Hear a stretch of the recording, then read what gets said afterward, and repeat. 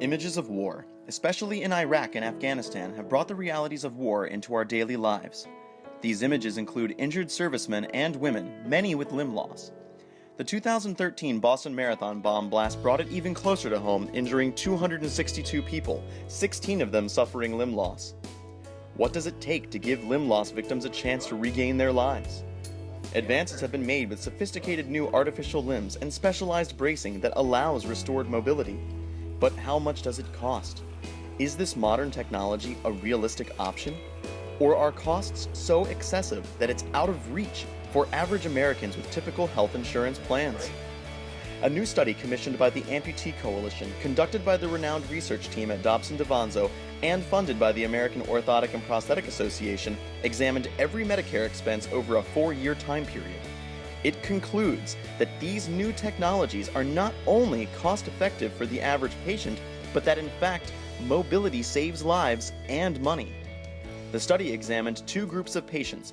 One had timely clinical intervention, receiving a needed limb or a brace. The other group did not.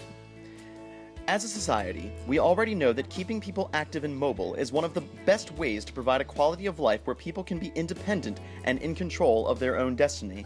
That's something we can all support. After all, it's doing the right thing. The analysis proved conclusively that providing needed limbs and bracing restores mobility, and confirmed that mobility saves lives and money.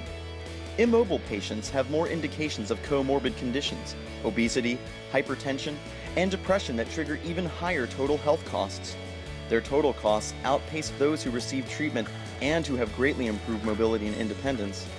Report author Dr. Alan Dobson, former research director of the Medicare program, said, "Looking at all the costs and other outcomes, including use of outpatient therapy, number of falls, ER admissions, and acute hospitalizations over a 12 to 18-month time period, our study concludes that patients who received the bracing and artificial limb services experienced greater independence than patients who did not, with better or comparable health outcomes and generally lower Medicare payments." Susan Stout, interim president and CEO of the Amputee Coalition, said, "Every person who has suffered limb loss and who has received a prosthetic device appropriate for their needs knows the value of the device for them personally.